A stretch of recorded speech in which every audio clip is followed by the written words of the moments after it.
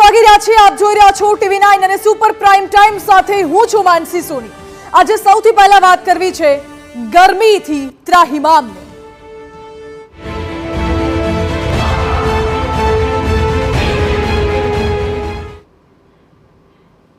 આજે રાજ્યભરમાં કાળઝાળ ગરમી જોવા મળી હતી। મોટાભાગના શહેરોમાં તાપમાનનો પારો 43 ડિગ્રીની ઉપર રહેતા લોકો શેકાય છે। તો બહાર નીકળતા પહેલા સાવધાની રાખવી પણ આવશ્યક બની ગઈ છે।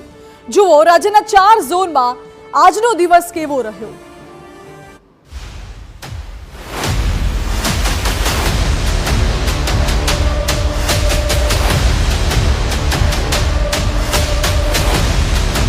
કાળઝાળ ગરમી,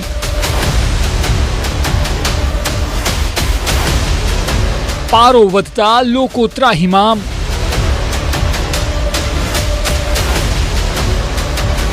આઠ શહેરોમાં ઓરેન્જ એલર્ટ।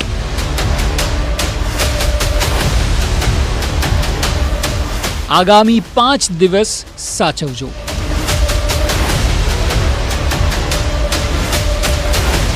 રાજ્યની જનતા આખા દિવસ દરમિયાન કાળઝાળ ગરમીથી ત્રાહિમામ પોકારી ઉઠી। અનેક શહેરો અને જિલ્લાઓની પ્રજા તાપના પ્રકોપથી હેરાન પરેશાન જોવા મળી હતી। બપોર દરમિયાન લગભગ આખા રાજ્યમાં 42 ડિગ્રીથી 45 ડિગ્રી સુધીનું તાપમાન જોવા મળ્યું। કાળઝાળ ગરમીમાં લોકોએ બચવા માટે ઠંડા પીણાનો સહારો લેતા હતા। અલગ અલગ શહેરો અને જિલ્લાઓની જો વાત કરવામાં આવે તો અમદાવાદમાં 45 ડિગ્રી તાપમાન જોવા મળ્યું। અમદાવાદમાં આકાશમાંથી રીતસરના અગનગોળા વરસ્યા હતા।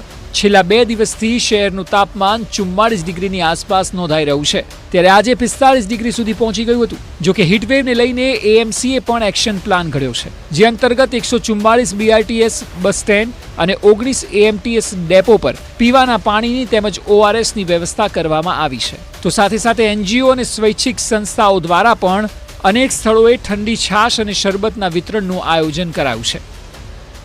સુરેન્દ્રનગર 44.7 ડિગ્રી। સૌથી વધુ જે શહેરો અને જિલ્લાઓમાં ગરમી પડી છે તેમાંથી એક જિલ્લો છે સુરેન્દ્રનગર।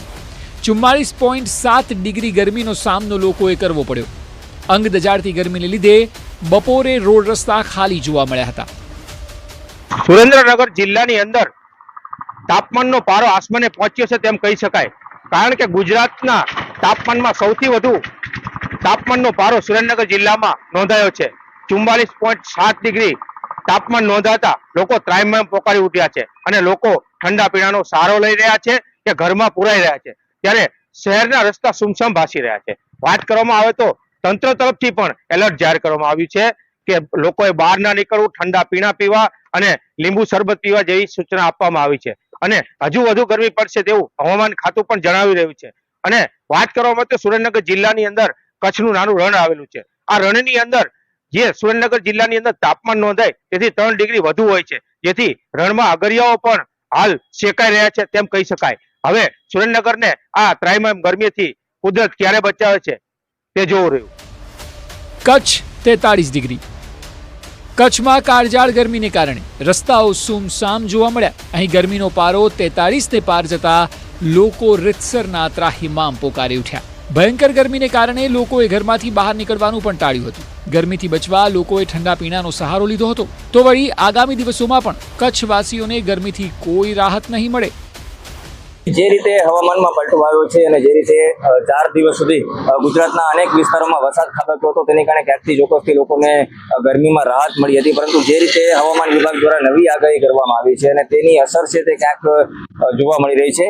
ભુજની વાત કરવામાં આવે તો ભુજમાં જે રીતે ગઈકાલે 43.8 ડિગ્રી તાપમાન છે તે નોંધાયું હતું અને સાથે સાથે રાજ્યના અન્ય મથકો છે કે ત્યાં જે પારો છે ગરમીનો તે 44 ડિગ્રીએ પહોંચ્યો હતો।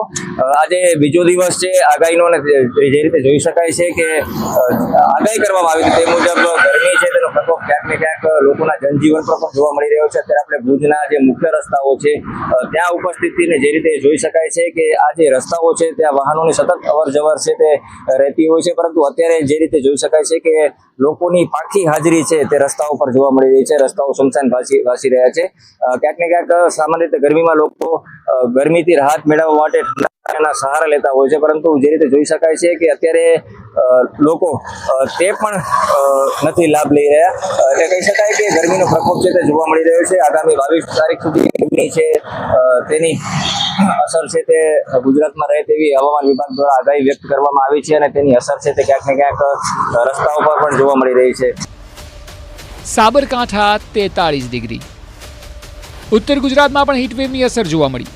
સાબરકાંઠામાં ગરમીનો પારો 43 ડિગ્રીને પાર પહોંચ્યો હતો. કાળઝાળ ગરમીને લઈને રસ્તાઓ સુમસામ બન્યા છે. તો હિંમતનગર, ઈડર અને મોડાસામાં પણ આ જ પરિસ્થિતિ હતી. બપોરના સમયે રસ્તાઓ પર જાણે કે કરફ્યુ હોય તેવો માહોલ જોવા મળ્યો. અંગ દજાડતી ગરમીને લઈને લોકો ઠંડા પીણાનો સહારો લેતા પણ જોવા મળ્યા. ઉલ્લેખનીય છે કે સતત એક સપ્તાહથી સાબરકાંઠામાં ગરમીનો પારો ઊંચો જઈ રહ્યો છે.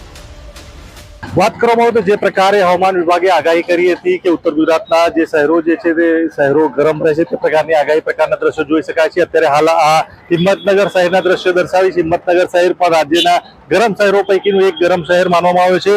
હિંમતનગરની નજીક આવેલી ઈડર શહેર જે છે તે પણ ખૂબ જ ગરમ રહેતું હોય છે. આ દ્રશ્યો જે છે તે હિંમતનગર શહેરના છે. આ હિંમતનગર શહેરના હાર સમાન વિસ્તાર છે. આ વિસ્તારમાં વહેલી સવારથી 11 વાગ્યા સુધીનો સમય જે છે તે લગભગ ભીડભાડ વાળો છે. લગભગ અહીં અવર જવર પણ મોટી સંખ્યામાં રહેતી હોય છે. પરંતુ આ બપોરના દ્રશ્યો જોઈ શકાય છે. આ ગરમીના દ્રશ્યો છે. જે પ્રકારે સુમસામ જે રસ્તાઓ થયા તે પ્રકારના દ્રશ્યો જોવા મળે છે. હિંમતનગર શહેર અને ઈડર શહેરના મોટાભાગના જે વિસ્તાર છે, મોટાભાગના રસ્તાઓ છે જે આ જ પ્રકારે સુમસામ જોવા મળતા હોય છે. હવામાન વિભાગે પણ ઓરેન્જ એલર્ટ આજે જાહેર કર્યું હતું અને શનિવાર જે છે તે શનિવારની ગરમી પણ આખરી ગરમી બની રહેશે તે પ્રકારની આગાહી કરવામાં આવી હતી. તે જ પ્રકારના દ્રશ્યો જે છે તે ઉત્તર ગુજરાતના શહેરોમાં પણ જોવા મળી રહ્યા છે. એટલે એક વાત ચોક્કસ છે કે વર્તમાન સ્થિતિને જોતા આવનારો સમય પણ કપરો રહી શકે તેમ છે.